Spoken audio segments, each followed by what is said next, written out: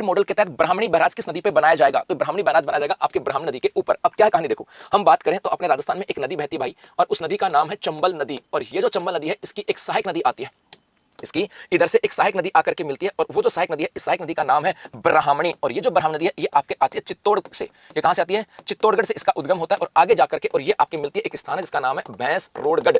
जी, भैंसरोडगढ़ जो स्थान है यहाँ पे जाकर के आपके चंबल के अंदर मिल जाती है। जी हाँ, इसका मतलब है कि यदि प्रश्न ऐसा आ जाए कि भाई भैंसरोडगढ़ आपका एक दुर्ग भी है, यदि पूछा जाए कि भैंसरोडगढ़ दुर्ग कौन सी नदियों के संगम के ऊपर है, तो चंबल और ब्राह्मणी नदी के संगम के ऊपर है। सही बोला जी भाई, बहुत अच्छी बात है। उसके बाद में यहाँ से आ जाता है कि ये जो आपके ब्राह्मणी नदी है, इस ब्राह्मणी नदी के ऊपर आपका जो चित्तौड़ जो है ना, इसी चित्तौड़ के अंदर एक यहाँ से आ जाता है, यहाँ पर आ जाएगा अपने राज्य का, जी हाँ, यहाँ पर आ जाएगा राज्य का second hydro energy power plant. Hydro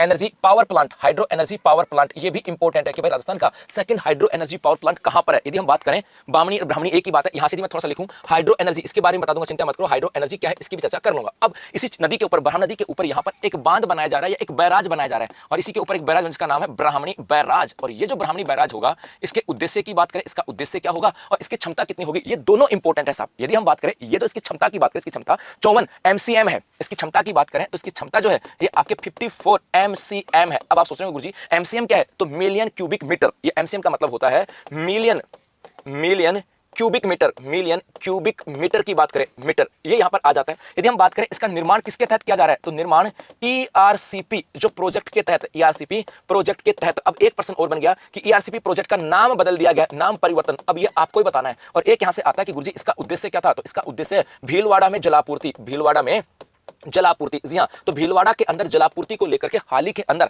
ब्राह्मणी नदी पर कौन सा बैराज बनाया जा रहा है, ये सबसे इंपॉर्टेंट है, जिसका नाम है ब्राह्मणी बैराज। और ये हाइब्रिड मॉडल के ऊपर होगा। हाइब्रिड का मतलब है ये बांध के रूप में भी काम कर सकता है और ये बैराज के रूप में भी काम कर सकता है। जी जी, क्या बात है, बच्चे ने कहा, राजस्थानी कह रहा है सर जी मैं अभी नागपुर के स्टेडियम में भारत और इंग्लैंड का मैच देखते हुए आपकी क्लास देख रहा हूँ। वाह भाई बहुत बढ़िया, तो लाइव हमें भी वीडियो दिखा देता तो यार, है ना।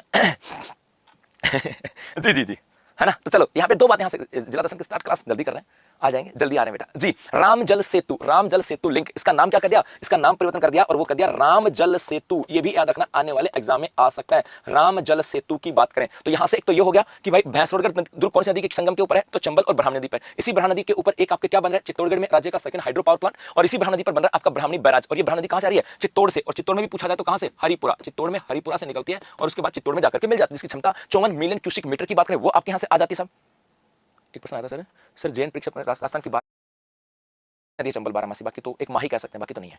बनास तो अपनी बारिश के ऊपर भी होता है, लेकिन दोनों आ जाए तो चंबल है सर। फिर तो ना तो मैं समझ में आएगा ना क्लास समझ में आएगी।